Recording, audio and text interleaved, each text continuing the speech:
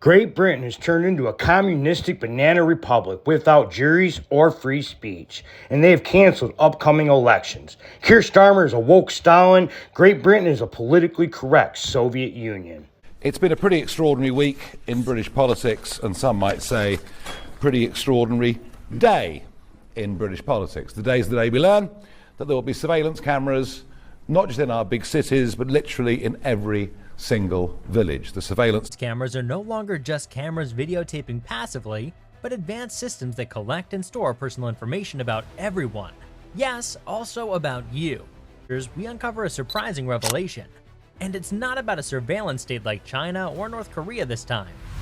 If I said nation under the watchful eye of countless cameras, you'd probably think the only answer to the riddle is China, right? Wrong. The UK must be considered too. Shocking, right? Well, it might sound silly, but the UK has been installing a massive amount of top-notch surveillance technology in the past that would probably make even China proud. Today, there's one camera for roughly every 14 people. That's like having a camera for every classroom. A study even stated that only one crime was solved for every 1,000 cameras in London. This provides a stark contrast to the government official safety claims and the benefit of having 4.2 million CCTV cameras installed nationwide. This puts the UK way ahead of any other country in Europe and only second to China in the whole world. And that, of course, in the same week that we learned that the 800-year right to trial by jury is to be abolished in the majority of cases. First, I will create new swift courts within the Crown Court with a judge alone deciding verdicts in triable either way cases with a likely sentence of 3 years or less, as Sir Brian recommends. Sir Brian estimates that they will deliver justice at least 20% faster than jury trials. And whilst jury deliberations remain confidential, judges provide reasoning for their verdicts in open court. So this will hardwire transparency into our new approach. Sir Brian also proposes restricting defendants' right to elect for jury trials, a practice not found widely in other common law jurisdictions. And let's be honest, it's a peculiar way to run a public service. Our world-leading judges should hear the most serious cases, and I agree that they and the magistrate should decide where a case is heard. This will prevent defendants from gaming the system, choosing whichever court they think gives the best chance of success and drawing out the process, hoping victims give up. And I will limit appeals from the magistrates' court so that they are only allowed on points of law to prevent justice being delayed further. So not only do they want to do away with juries, they also want to limit the defendant's right to appeal the judge's decision. Alongside these changes, we will increase magistrates' court sentencing powers to 18 months, so they can take a greater proportion of lower-level offending and relieve pressure on the Crown Court. I will also take power to extend that to 2 years, should it become necessary to leave further pressure. And when it comes to exceptionally technical and lengthy fraud and financial trials, judges will be able to sit without a jury where appropriate. So this petty tyrant wants judges like this to have more power. The initial post received 6 likes. However, it was sent to your 1,500 Facebook friends, and because of your lack of privacy settings, will have been forwarded to friends of your friends. The messages were therefore spread widely, which was plainly your intention. In response to a post questioning why, you wrote, "Because they're over here, given life of Riley, off the tax us hard-working people earn, when it could be put to better use. Come over here, with no work visa, no trade to their name, and sit down and doss, and then there's more people being put out homeless each year.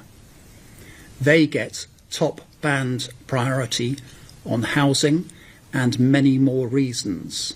So they are locking men up in Great Britain for merely speaking the truth. Every word recited by that judge was 100% true, self-evident, and reasonable observations about the state of this man's country. You were arrested in the early hours of the 5th of August and then interviewed by the police.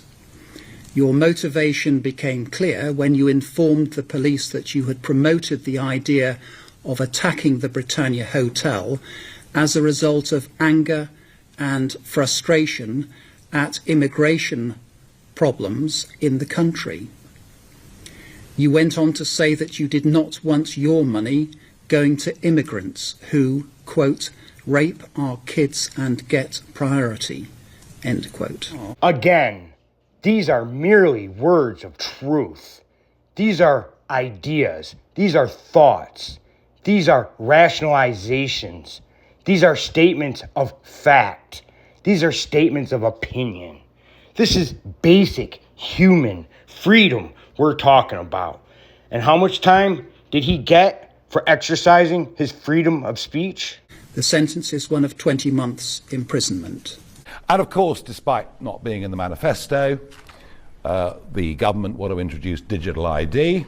Every adult will need a new government-issued digital ID to prove they live and can work here. Well, and the plans to be announced by the Prime Minister on Friday. The move is part of efforts to crack down on illegal working. Oh yeah, I'm sure that's exactly why they want digital identification. Sure. Determined to stop people making that crossing across the channel and to get people out of our hotels. And therefore I am looking at ID cards or ID, digital ID, because we do need to look at the pull factors. The Prime Minister believes this is an important weapon in his armoury to tackle illegal immigration, but his idea is creating clear blue water between government and opposition. Keir Starmer scrapped the Rwanda removals plan without having any other plan in place. He said he was going to smash the gangs. He hasn't done that. Digital ID cards is not going to smash the gangs or stop the boats. I fear this is a bit like what they tried to do before, where it's authoritarian, where it's centralised, where it's controlled by the state, and we should oppose that like we did before. And not only are they proposing digital IDs to stop the boat people, they're saying it's going to make life easier. Wouldn't you know? The UK will reportedly issue digital driving licenses. The digital ID will be made available through a government app in an effort to make people's lives easier.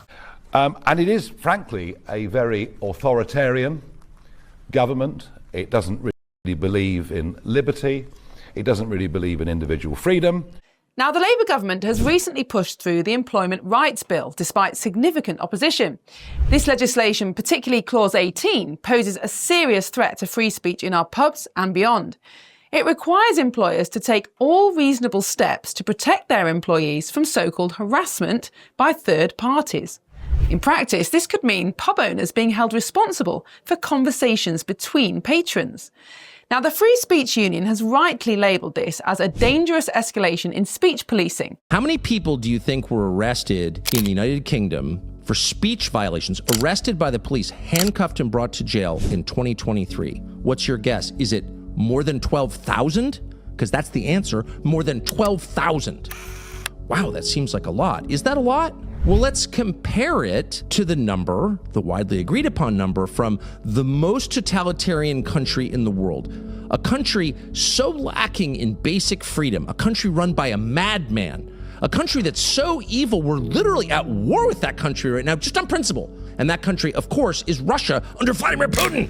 How many were arrested in Russia? A country with twice the population of the UK. Oh, we happen to have the number.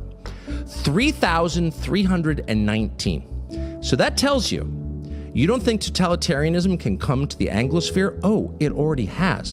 The government's own impact assessment suggests this could cost businesses £5 billion a year, a staggering figure that underscores the potential damage of this ill-conceived law. Let's take a look at some of the potential consequences. The implication of this bill could be far-reaching. Policing of speech, for example. Pub owners might need to monitor and regulate conversations amongst people in their pubs to avoid legal repercussions. And we learned, and it began last year, it doesn't really believe in democracy either. The decision last year for 7 of the county council elections not to go ahead on May the 1st, but the fact that these mayoral contests are to be postponed for a further 2 years is monstrous.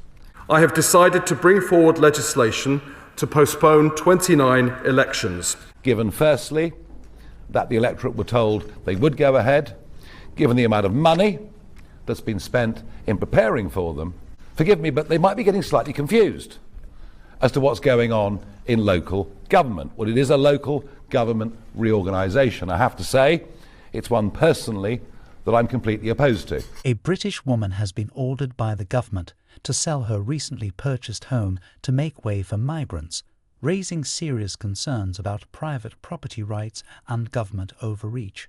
So this letter was from the council, and you got this on the 12th of January. You moved in November, didn't you? Yeah. And you got this letter, and just spell out what this letter says. That letter says that because the property is derelict, that they can compulsory purchase it. If there's any repairs to be done in it, they could take it off the price of the property.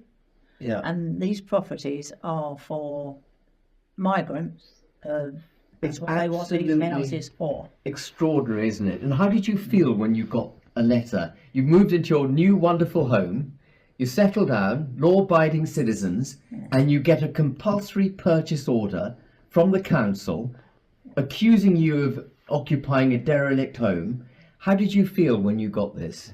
After paying $200,000 for it, we didn't feel very well. No, it must have been one hell of a shock, mustn't it? It's for the immigrant and not the indigenous population. Yeah. Well, veterans are sleeping rough. Yeah. 16,000 veterans. Terrible weather. Absolutely. They can't get put in hotels or on a bibby stock home. There is a daylight centre charity in Wellingborough, which looks after homeless people who are sleeping rough, and they spend £630 per annum per head. Illegal migrants get paid £50,000. They get spent on them £50,000 per annum per head, and here we have the evidence of it in this letter. They wanted your lovely new home. Yeah. Unbelievable. Labour is now trying to put 20,000 illegal immigrants in 5,000 homes across Britain.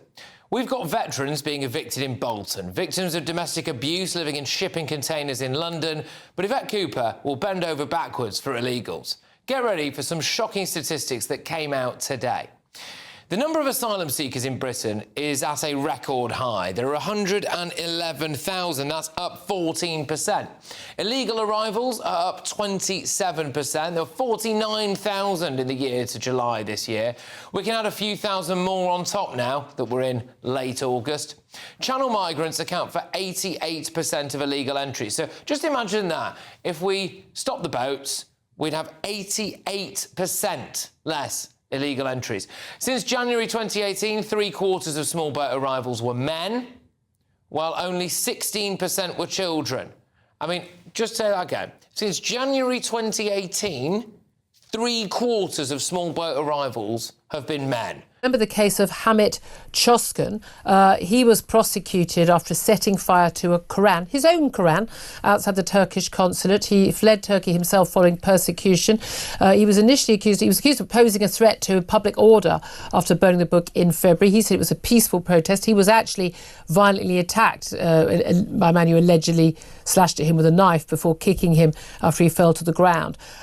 He was on trial at Westminster Magistrate Court, accused of public order offences, accused of carrying out disorderly behaviour within the hearing or sight of a person likely to have caused harassment, alarm or distress by burning a copy of the Quran. And you know what's funny is the fact that they try to use this doublespeak to fool these smooth brains, like this digital ID scheme. Sure, Keir Starmer, we totally believe it's to stop illegal immigration. Totally. Then you have this employment bill. Oh, it's all about improving the working conditions of the blue-collar worker. No, it's about policing free speech in pubs and empowering soft, fragile snowflakes to sue or even get the police involved at their place of employment if they don't like the conversation around them. Then there's the fact that only 1 crime out of 1,000 are solved with these CCTV cameras. From postponing or canceling elections to charging people with what amounts to blasphemy laws, Great Britain has lost the plot.